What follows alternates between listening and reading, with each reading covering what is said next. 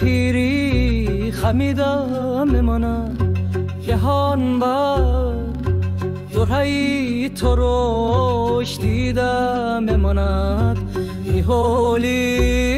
گل به نظر نیزه است خنود با باغ سر و تیری خزینه کادام سید کشده سینه رو را چو هدف کی ابرویش با کمانی کشیده میماند زی جوشی لاله و گلباغ شد چنان گلگون کی برگی تاک با دستی بریده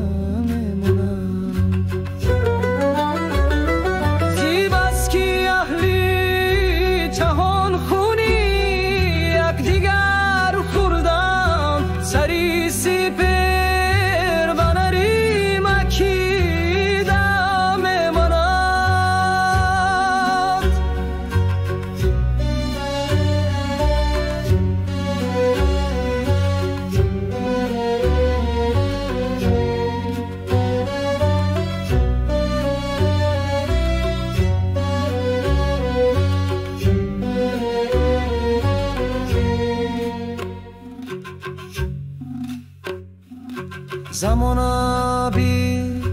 تراوت زی جویی گلشن بود زمینی بار بجای بی دریده میماند درونی جمعی رنگینی هش دنیا دار با کیر پایی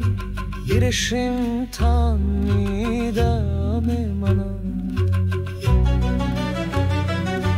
مکن نصیحتی دنیا مردم ای وایس کی این سخن با حدیثی شنیدم من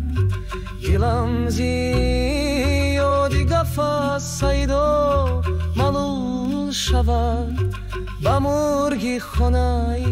سیادی داد به من زیباست که اهلی جهان خونی یک دیگر کردن سری سپر بناری مکیدم منم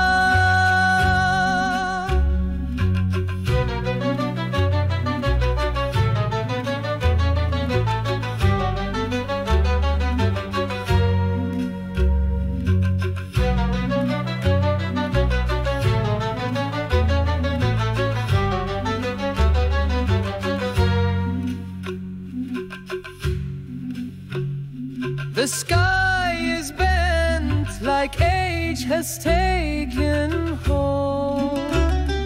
The world's a wreck, a story to be told. The roselands with crimson stains so deep. The cypress stands where poisoned arrows sleep. whose chest exposed, a target in the side, whose brow a bow drawn tight with all its might. The garden red where blooming flowers burn,